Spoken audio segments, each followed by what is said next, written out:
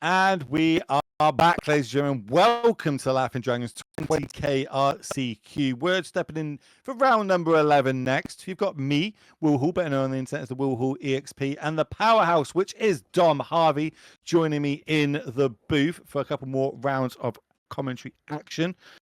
Obviously, we've got 202 players. We whittled it down to 33 players in day number 2, and they're all battling out for their share of some amazing prizes. Talk to me about this, Dom. Yeah, so we have 20k being doled out this weekend, 4k up top. You see there 2,600 for second, 1,500 for third through fourth, and then a nice chunk of change for all the way down to top 32, which sadly does not go down to top 33. So one of the 33 players here on day 2 is going to be have an unfortunate story to tell, a bad beat story of sorts. Plus, all of the top 8 here receiving an invite to the next regional championship over in Portland. One of the 2 during that cycle, as we have now. So even if you got that one RC invite already, you're on the hunt for the second one. And if you have none already, well, this is the first potentially of 2. So always nice to have that in your back pocket. And we've seen a lot of the best, local grinders from here in on the West Coast, and also some traveling road warriors here to try and claim their share of that 20k as well. Love to see it. And as not only do the top 8 get the RC invites, they also get invites to the MXP Championship at the end of the year. This is a 10k invite only event. Talk to me about all the ways that people can qualify if they want to take part in this. Yeah, so you can get there directly, just place top 4 at one of these headliner 20k events, get to the finals of one of the 5ks, run by MXP as well. Or if you've been heading out to a bunch of these, amassing points over the course of the year, well, if you're in the top 8 of that at-large count across 2024, then you can get the invite from those as well. And you see those 4 headliner 20Ks, San Fran, Tacoma, we've had already LA, we're here this weekend, and then yet to be announced event for fourth quarter here in 2024 coming to you before too long as well. So lots of chances to get there, and that's going to be a fun event to watch, where it's always when you get the cream of the crop, if you like, along with people who they know that they had a good weekend, they won the tournament, but now it's on them to show, can they display that consistency when you're facing the best of the best in the region every single round. So those events are always a pleasure to play in, to watch, to cover. So a nice thing to look forward to towards the end of the year. Yeah, it's a nice little bragging rights thing to say that, I'm in the championships and at the end of the year. It's a really cool one to see. But also for everybody at home, there is another event happening literally next weekend that you can all take part in. We're going to kick the November 26th off slightly earlier. We're going to do it on the August 24th. Me and Anu, we're putting on a No Nadu band charity tournament. 1K is going to be open to everybody. Links are, you can find it on all the socials to this. Half all the money. This is a charity event for Trans Lifeline. If you want to take part in this No Nadu Modern, this is going to be the event you want to take part in next weekend. Hope to see you all there. But back to today's action, joining in round number 11, we have got everybody's favorite player, Paul Green, back in the feature match area, back on that Bant Nadu deck, but something slightly different has changed. There is now a 1 where that 0 was, picked up a loss last round against Jesco Control, hoping that they can change that 9 into a 10 this round, going up against Tilford Lee here on Mardu Energy. How's this matchup meant to kind of play out? Yeah, these are maybe the 2 most popular decks in Modern at this point, so this is one of the key matchups, and I'm comfortable from the Nadu side. I think most people would agree Nadu is ahead, but as these energy decks have become more and more refined, the matchup has been getting closer and closer, and so I think this is one of the few other non-Nadu decks that you can justify playing at this point, and in 8 days or so, if Nadu does get its wings clipped, then this is the early frontrunner for best deck in the format. So definitely one to watch. And we've seen this kind of exploration where, the PT, okay, you've got Boros Energy, right? You kind of know what that consists of. But people experiment with all of the splashes, and then we get into Mardu, and then you can really go deep on this sacrifice sub-theme with Marionette Apprentice and Obnix List, Warren Soul Trader, what have you. Or you can just keep it kind of simple and say, all right, I want black because Bone Masters is really good and Thoughtseize is really good. We've known that for 18 years. and that's what I want the black for. So lots of ways you can slice it. We'll take a look at Tilford Lee's list, see just how hard he's going in on some of those sub themes. But I like the Nadu side of this, but I do also like the Mardu deck, and I think it's the default front runner coming out of next week. Do we gain like any more advantage in this matchup over the traditional Boris version because we've got access to things like Fatal Push, Thoughtseize, Orcish Bowmasters? Are these cards that just line up better than some of the Boris cards against the Nadu decks? Thoughtseize in particular, Nadu is very redundant, which is one of its strengths, but it is still a combo deck, right? So there will be games where they have one copy of Nadu essentially, and if you can Thoughtseize that at the right time, then they end up just spinning their tires for the rest of the game. Bowmaster is not at its best here, and the other stuff, it kind of dilutes your deck, makes it a little clunkier. So on the whole, Thoughtseize is really kind of flying the flag for the Black Splash here. All right, looks like we're mulling down to 6. We're going to keep this. It is a free land hand with Thoughtseize, Orcish Bowmaster, and Raptor, but we are on the draw, and we're going to see Paul kicking off the game with a turn 1. Is it an elf? Is that the creature type on it? I'm trying to find what's the creature type on Sylvan Safekeeper. Oh, human wizard. That bad boy is a human. I would not have guessed a human Oli wizard. Ruddy himself. Yeah, the wizard part always trips people up, and it's not printed on the original Judgment printing. So nothing in the deck currently that cares about wizards, but if there was, easy to miss that one. Well, Thoughtseize is now going to get fired off on the other side, and it's going to just reveal a hand of Freeland, Quarter Calling, and Shuko. What do you think the take is here? I think questioning which land this is, or whether this is a land that could be fetched on turn 1 to actually cast Thoughtseize. That is that a Blood Crypt full art one in another language? Possibly. It's Yeah, it's an odd printing of something, and it may also not be in English. It might be like one of the Secret Lair ones that was pushed out at some point. We'll all find this out together here. Chat saying it's a Ravnica remastered borderless Blood Crypt, and I believe Twitch chat would never lead us astray, except the many times when they do. Anyhow, for this time we'll trust them. So Thoughtseize, Roll Resolve, Tilford down to 15. Going to see a pretty stacked hand here. So Safekeeper, Shuko, and Cord. I imagine taking Cord as the most obvious route to Nadu. Could also take the Shuko, thinking, well, the Safekeeper isn't really a direct substitute there, and I don't want Paul just popping off right away if he draws an Nadu. But yeah, plays it safe, takes the Cord. Makes a lot of sense. I like that as well, especially in hand you've got an Orcish Bowmaster that can come down and try and deal with Safekeeper if needs be. Yeah, they can sacrifice the land, but I would happily take their 2-mana Stone Rain if I was over on the Mardu side. We're going to play that Shuko, get in there for 2 points of damage. Galvanic Discharge. Mardu deck does actually deal a lot of damage to itself. So Tilford down to 13 already. Nadu not conventionally an aggro deck, but hey, if your opponent's doing most of that work for you, then maybe you can be. Yeah, life gives you lemons. You got to make lemonade. That's kind of what's happening here for Paul Green. Decided I don't have much else going on. Might as well get in there for 2. Now, what land do we want to go get? Do we want to get a basic? Are we worried about our life total in this instance? Which Flage does a really great job of getting our life total higher later on in the game that we need to be. Having a little look. Maybe we can't find our own land here. Maybe we've got more crazy arts of all these jewels. Which one is it? I don't remember. It's this one. Oh my. Okay. I don't even know. Is that a mountain? I think that's a mountain. I think. I'm not entirely sure. I'm going to go mountain. So that gives us access to a couple of spells this turn. Orcish Bowmaster is going to be the one that we're going to use. Secret Lair, Brain Dead, Mountain. Nice. I swear I never see half of this stuff except when I'm doing coverage. Like in the wild, I go to an Arctic or something. Most people just have pretty standard, recognizable printings of their cards, and then whenever I am covering one of these events, it's like the gates just fly open and anything goes. That is a crazy art for a mountain, but I'm here for it. I love it. Orcish Bowmaster on the stack. Do we want to sacrifice one of our lands to give it Shroud? Of course, if we do that, that means the token will not be generated.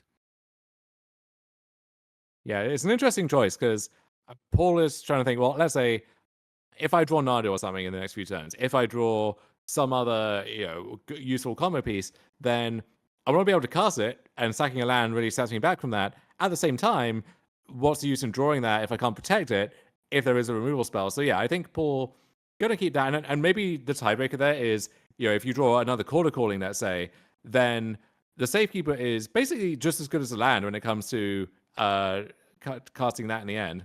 And it looks like Paul has picked up a copy of Nadu. Yeah. We drew it for the turn. Yeah, so like we kind of rolled up our options, and getting rid of that lands means we cannot deploy it this turn. So now back to Tilford, left our screens. Access to a lot of removal. I think that's double Galvanic Discharge, plus a Goblin Bombardment, and a Raptor, plus third land. So let's go fetch. Please give me another crazy basic. I want to see the swamp version of this. It could be anything. And somebody says, okay, planes of some kind. Is that the planes, maybe? Is that like a... Is that the planes? Is I think it's the planes. Am I losing my mind here? Is that like a Shibu? No, it's not a Shibu in a planes. It's a planes of whatever. Either way, white mana found by Tilford Lee. And Goblin Bombardment going to be a really clutch card here, because if he starts just pinging away at the Safekeeper, Paul kind of has to lose it. You can't just keep throwing lands into the void, keeping that thing around, especially with the Nadu rolled up. And then the discharge can actually potentially take down the Nadu, except that Tilford hasn't actually gained any energy yet. So that 4 toughness is gonna shield it for now. Ping is gonna happen. Do we want to let it go? It looks like it was double Goblin Bombardment, 1 discharge in hand. So now back to just 1 discharge, 1 bombardment, 1 Raptor. And if Paul's feeling frisky, he could fetch Dryad Arbor here to set up another set of triggers, and he does. And so Tilford, I think, will, if he has removal, we'll see, may as well use this now. So Paul kind of going for the maximum upside. Tilford had the removal spell as the punish here, but Paul working slowly but surely towards the Nadu, and currently no pressure on the board for Tilford. Can we change that to Mardu Energy? Can we change that to Mardu Land Destruction? That's 2 lands you managed to get off the battlefield, and it's only going into turn number 3. What's going to be our follow-up here? Start off with a Thoughtseize. Whoa, these top decks are huge. Gets rid of that Nadu, leaves double land in hand for Paul Green. Not what we want.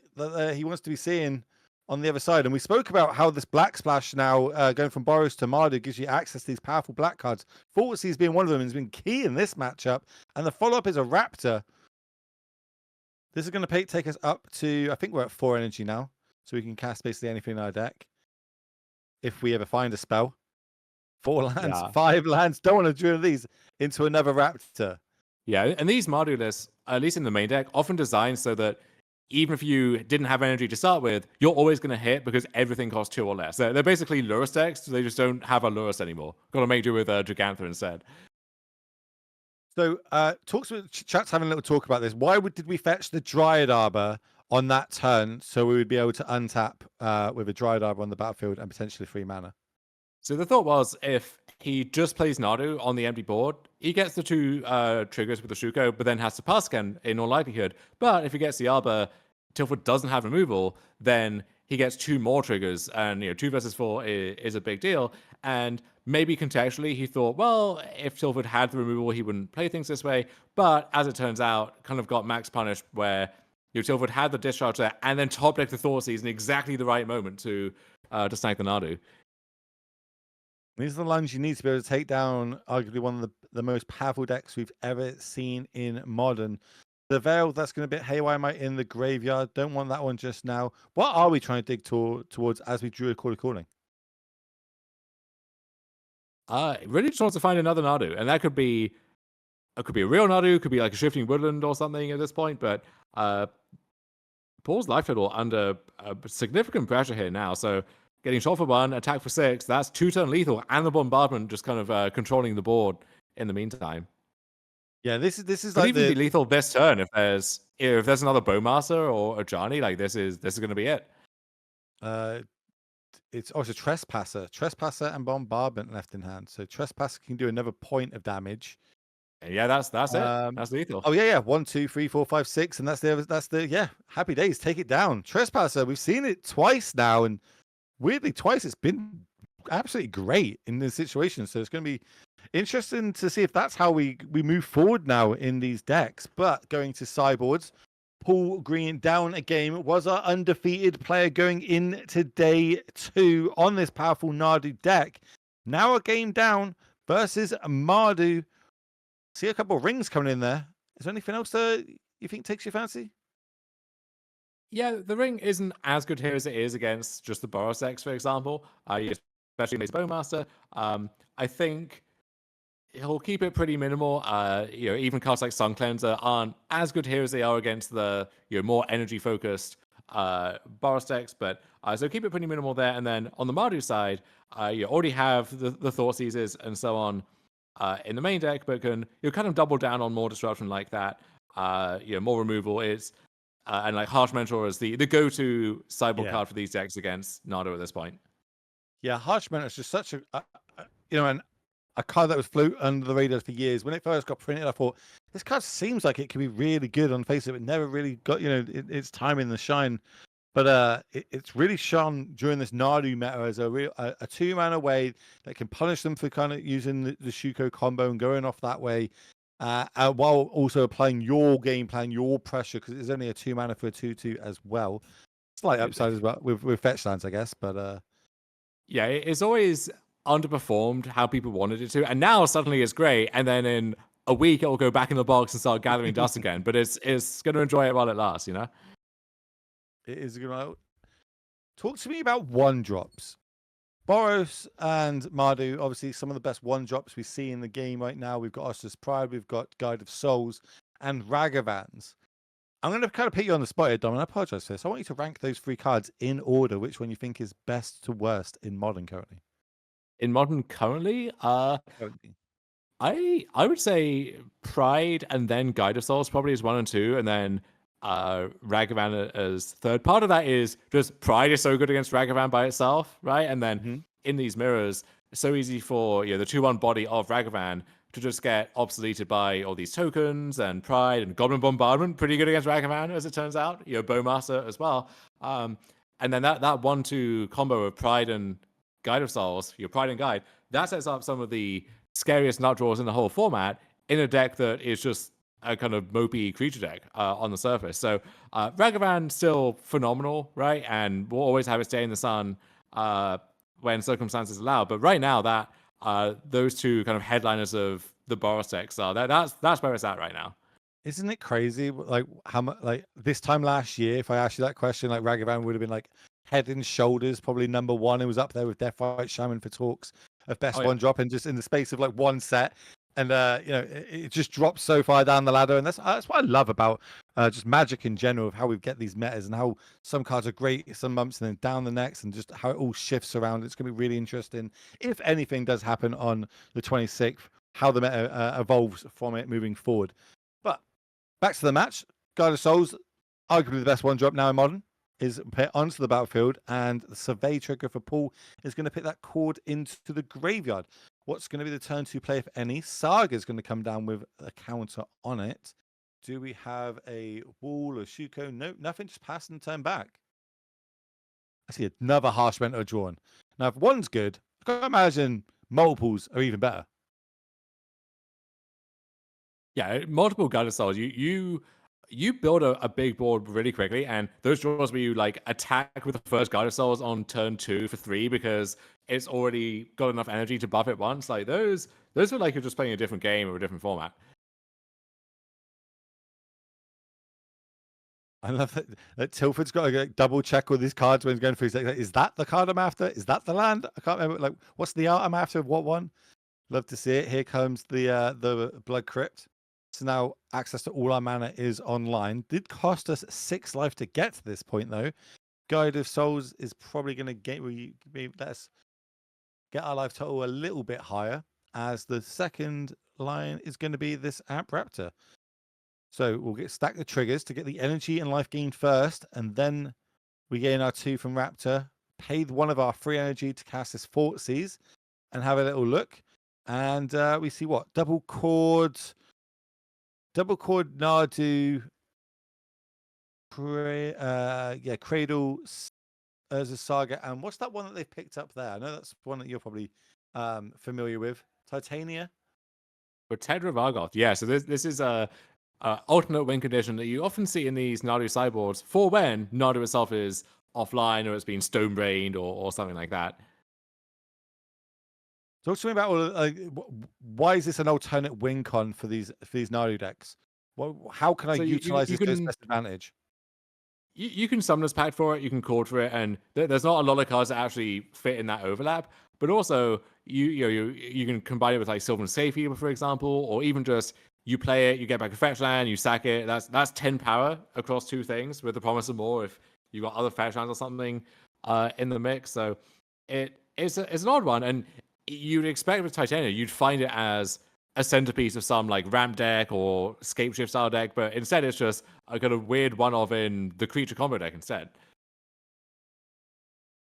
I love lots of crazy, wacky one-offs. As we play the Aether Hub, so that means more energy is going to gain. So that puts us up to 3 energy now.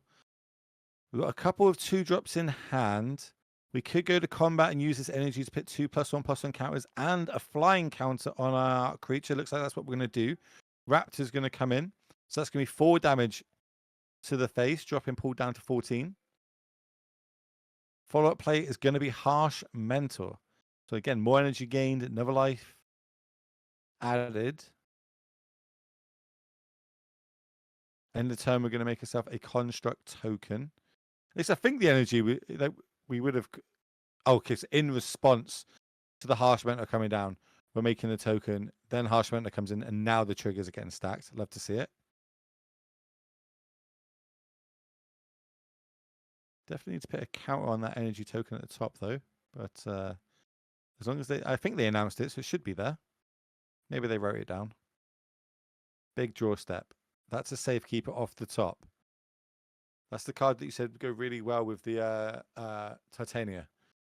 Yeah, although against a Harsh Mentor, don't want to be paying taking 2 every time to throw lands into the ether. What ways have we got to get Harsh Mentor off the battlefield? So you can swap it for your own Volatile Stormdrake. That's a nice way to do it. A lot of these Nadu decks now have a Bounty Force Gender in the sideboard, so can nullify all damage from a red source for the rest of the turn. And lots of things like that, like a Skyclave Apparition, just these bullets which you find them, they can deal with opponent of some kind, and then that gives you a turn of reprieve. Funnily enough, you can also blanket for a turn with the One Ring, because if you're getting protection from everything, well, Harsh Mentor is a thing, and so you get protection from that as well as everything else. We're really in the stack here on Paul's side, deciding what it wants to do with this Urza's Saga. Do we want to float the mana, then go search? Do we want to activate and make a construct? Of course, it will take some damage if that is the case. Really in the tank of where it wants to go this turn. It looks like we're going to float some mana. Go find ourselves. I believe Shuko is the main thing we can find. Also, Haywire Might is an option. That's sort of got pulled to the front. Haywire Might is what we're going to go find here. Yeah, so this might be another way you can use Saga, which is you float the mana, you get a 1-drop creature with it, like the Haywire Might, and then that kind of gets you a bit of a jump towards casting a big Quarter Calling. All right, it went back in the deck pretty quickly, so we're still thinking. But we like our decision, so yep, it's going to be the Haywire Might. The little 1/1 that always is when it needs to be. Can gain us a little bit of life if needs be. Can get a pesky enchantment or artifact as well if need. Safekeeper for 1 green that is floating. Then we play the Saga. And I think because we haven't given the deck back to get cut yet, we're going to see a Chord. At least we're thinking about it. It'll be 1 green floating because of the Yavimaya in play.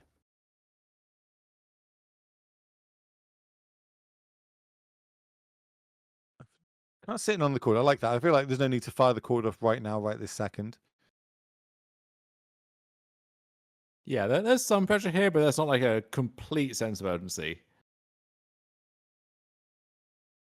I suppose we could, end step chord, get the Sky Claves or something like something that can deal with the harsh bringer for free, harsh mental, sorry, for free, then untap and then try and chord again to get a Nadu and try and go off that way. But the downside to this is if a second harsh mental was to come down, we would need 2 answers. There's everybody's favorite mountain. It's definitely my favorite mountain now. There's the energy that or the dice on the energy, so it was written down. Wrote down, I think it's the correct way to say that. Wrote down. How many cards we got? 3 cards in hand left? 4 cards in hand. Bombardment is one of them.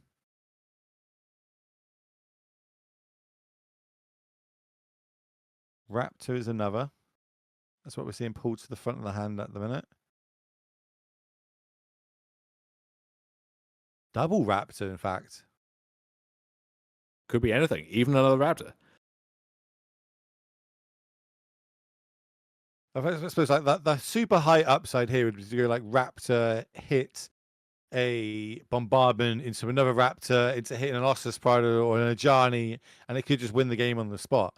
Just being able to get enough damage across on this game and close it out. But here's the Ossus Pride. So for a cost of 1 energy, we'll get ourselves a 1/1 cat.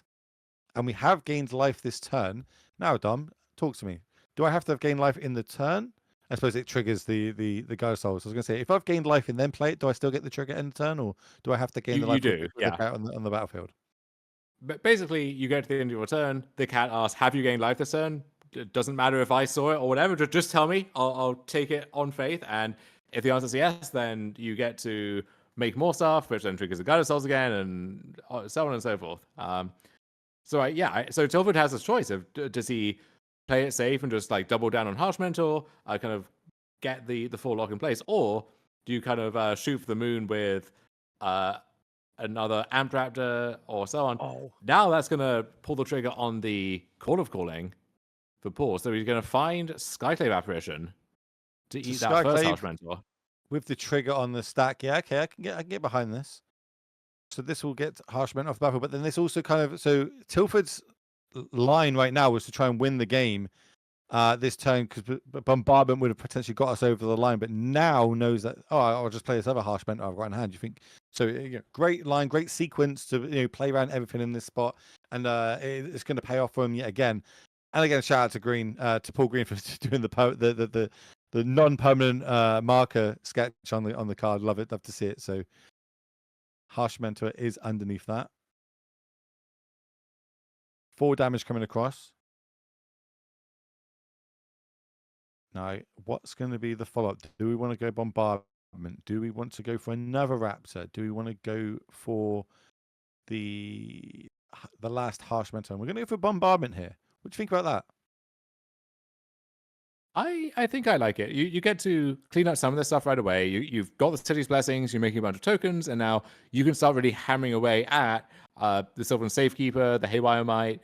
You can shoot the Might down while Paul is tapped out, maybe, so there's no concern about the Might eating the Bombardment. You just get to clean up a lot of stuff, and you still have the you have your board control, if you like, ready to go. And this is what we are going to see right now. So we're going to see Safekeeper, that shot off the battlefield. One of these cats is sacrificed. Now we're going to see the Haywire Might getting shot. 2 life is going to be gained. Could fire off another creature if we want to get the Construct off the battlefield.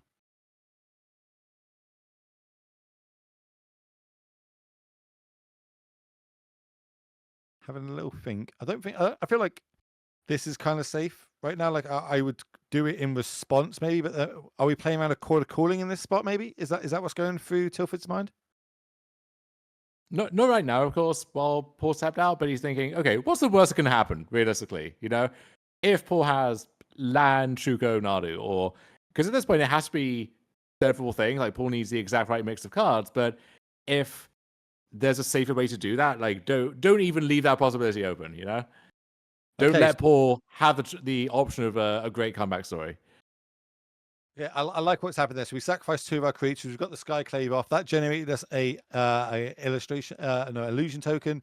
We then sacrificed the illusion token to deal with the last construct. So again, passing the turn back to Paul.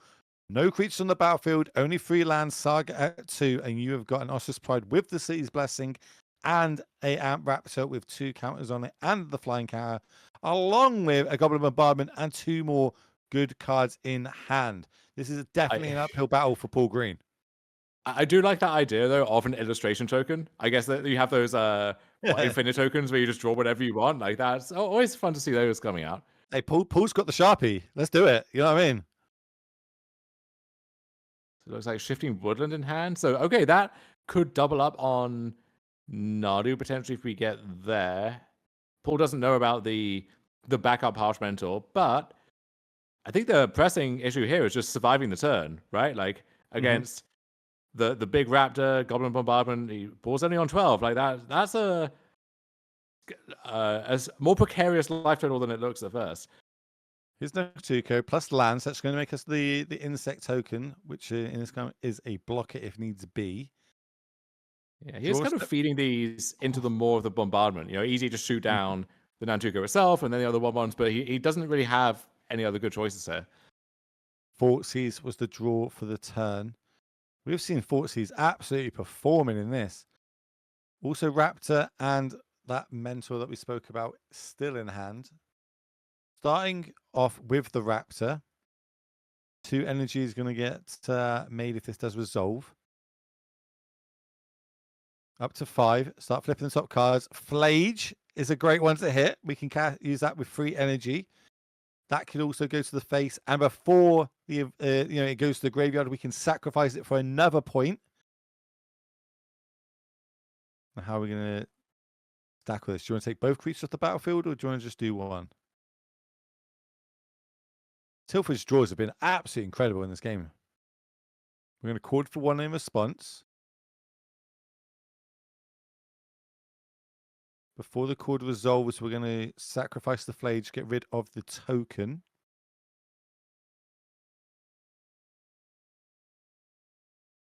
What's the one drop you think we're looking for here, Dom? It's a good question. I mean, okay.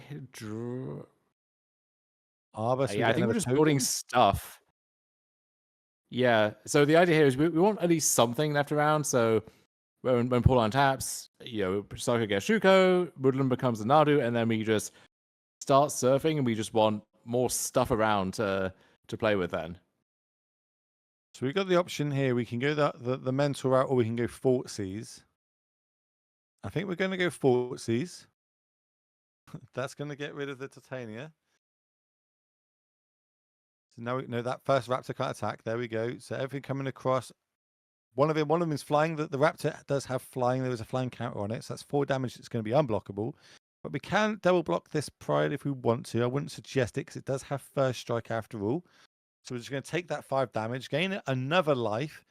And then as we move to our end step, we get to generate 2 more tokens. And we're going to sacrifice them straight away to get rid of this board again, leaving Paul without any creatures on the battlefield as he goes to take his turn. Yeah, so he gets a window to start going off, but no way we drew it off the top. No way. We tapped so quickly. This has got to be a Nadu off the top. We see the smiles from both players right now. Oh, it's enough to make the land a Nadu. Okay, trigger. Let's do it. Let's see if we can get here from nothing, from 0 to hero. Can we do it? First one, land. Second trigger. Remember the in the graveyard is already the Dryad Arbor. Thank you, Paul. Just for the people at home, You got a pen, you need to use the pen. Shuko. I don't think that's enough, right? No, that is the handshake. That is going to be Tilford taking this game down 2-0.